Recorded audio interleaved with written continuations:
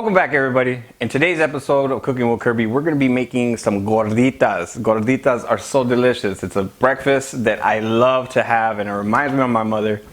And she used to make these when I was a kid, and I would love to get one that she just made and cut it open and put a little bit of butter in there, and it's just goodness. But she still makes them today, but every time I cook this, that's what it reminds me of, is my mama. So no further ado, let's get into the recipe. Since you're here, hit the like and subscribe button and make sure that the notification bell is rang. Check me out on social media. That way you can get notification of all my new recipes. This is Maseca. Now this is the brand that I get here locally, but there's other brands. You're not looking for a specific brand. What you're looking for is instant corn flour. As you can see right here, instant corn flour, masa flour. That's what you're looking for. You're looking for corn flour, flour de maíz. Now, this can make pupusas and arepas also. It's actually the same thing if you really look at, the recipe. This is the corn flour that you use to do all those. The only difference is gorditas is just prepared differently. Not in terms of the masa, in terms of what you put into it. I grew up off of gorditas. My mom makes them in the morning. She would make the dough fresh. She would cut it open, and I would always try to sneak in and get one that's freshly done and add a little bit of butter in there and then eat it. But how we're doing it today is we're doing gorditas, and we're going to be filling it with some beans.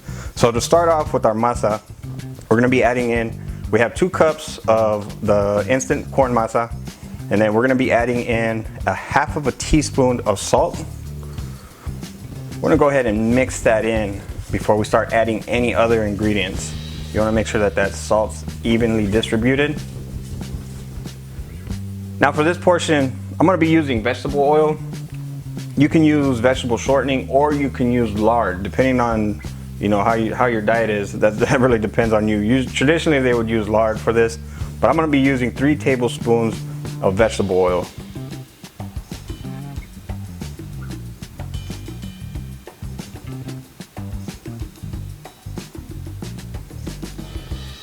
Kind of just want to throw that around, kind of mix in with the oil.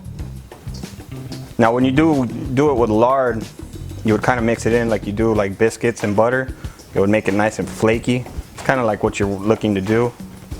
Let's go ahead and give it a toss. Now if it sticks to your hand, that's fine.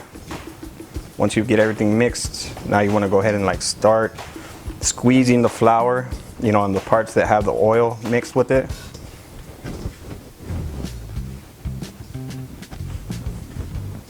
Yeah, it's really easy to do. Just make sure that you just incorporate the oil throughout the flour. We're not looking to make it real flaky like you would biscuits, but it does get crumbly on you. Now if I were to add lard or the shortening, this would be a lot thicker. Like if I were to add a 1/4 cup of vegetable shortening, yeah, it would be a lot thicker. So just make sure that you incorporate it evenly. So now we're going to go ahead and add a little circle here in the middle surrounding the corn flour. Now I have 2.5 cups that I heated up. You're not going to be using the whole 2.5 cups. That's just in case, because sometimes I'll do 2 cups if it's packed, that's more flour in there, or it's not enough and it's too wet. Usually 2 cups of the masa should be about 1.5 cup of warm or hot water. So I like to do a little extra, so that way if I need a little bit more, I do about a teaspoon at a time, and then we just continue mixing. So I'm going to go ahead and add in some of this hot water that I heated up in the microwave. So I had 2.5 cups.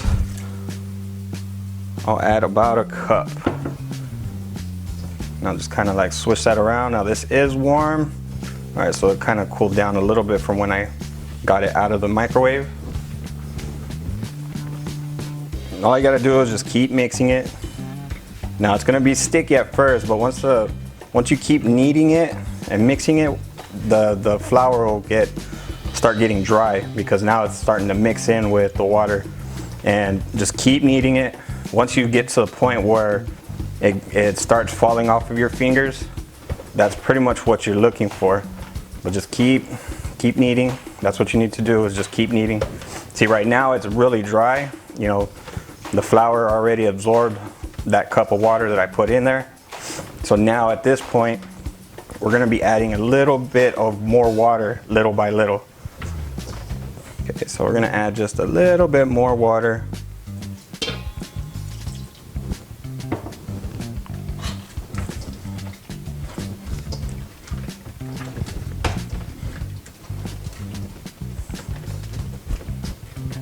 Now we just want to go ahead and incorporate that water into your dough. So now that we got all that water incorporated into the flour, we're gonna need this for about 5 more minutes.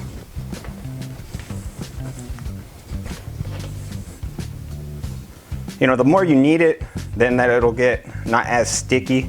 You know, as you can see, the water incorporated into the corn flour. You know, it just takes a couple minutes, 4 to 5 minutes, you know, for it to incorporate properly. And that's about right.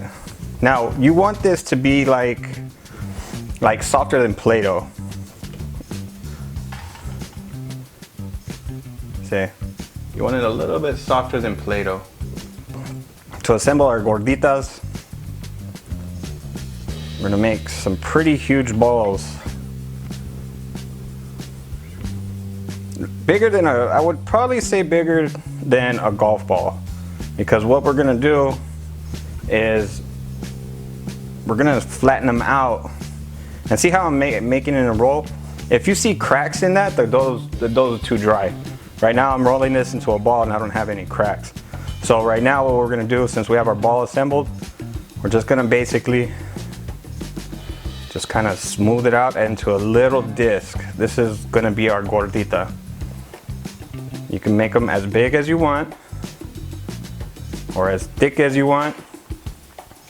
But this right here is about what my mother would make. So that way when you cook it, it'll shrink a little bit, but it's thick enough to where you can be able to cut in the middle and be able to fill and put your ingredients inside. So I'm gonna go ahead and finish the rest of this and then we'll get onto the stove and cook these up. Okay, we're gonna set our heat to medium-high heat and we're gonna spray it just a little bit of oil.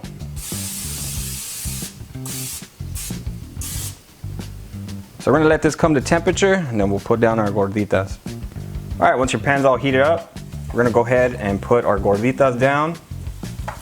We're gonna let these cook for about 4 minutes, 4 to 5 minutes per side. Now, if you're not setting a timer, you wanna look for is you'll start seeing the sides drying up on you. They'll start kind of turning a color. And on the other side is what you want is a golden brown color on the other side. So about 4 to 5 minutes is how long it takes for them to cook. So just keep that in mind when you're cooking these. So it's been 4 minutes. Now we want to check the bottom. All right, yeah, so we're gonna go ahead and flip them.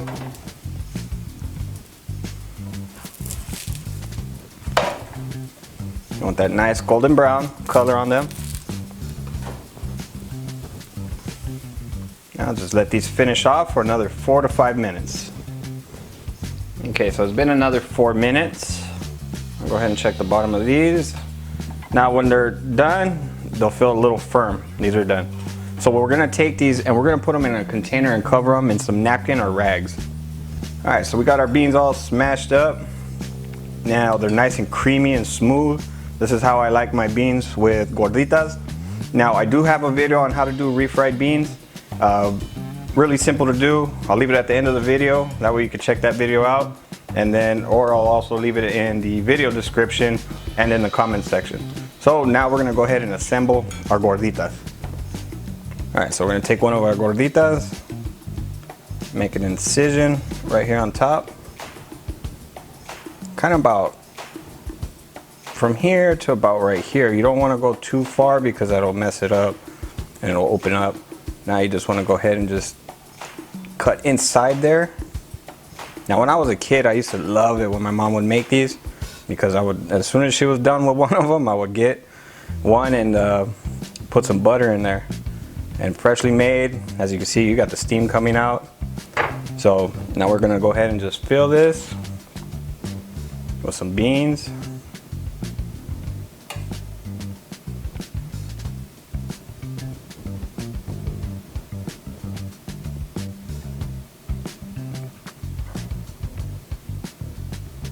Just like that. Top it with a little bit of queso fresco right there on top, and then a salsa. Some good stuff. All right, we got our gordita right here. So I'm gonna go ahead and put a little bit of salsa. Oh yeah. This stuff is good. So you put a little bit of salsa, you take a little bite, and then you put a little bit of lime right there on top just to give it that little citrus. Cheers, y'all.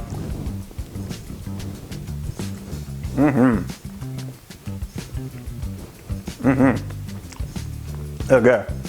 This is really, really good. The masa dough, nice and fluffy, and then you get the creamy beans with the queso fresco, you know, that salty, cheesy flavor, and then you get the kick of the salsa. Really, really good stuff. Yeah, hands down, it's really good. Gorditas, pupusas, arepas, well, however you want to call them, they're pretty much the same thing, just prepared differently. Go ahead and make them however you like. They're really delicious to make. And trust me, you'll be amazed at how good they are. Now the filling, that's all up to you. You can put whatever you want in it, and it's so easy to do. If you're new to my channel, consider hitting the subscribe button, that way you can see future videos just like this. As always, I'll leave the link in the video description and in the comment section, so that way you can go to cookingwithkirby.com to get the full printable recipe. Now I have these recipes, they're really good, and you should try them out. Now y'all be beautiful, and take care.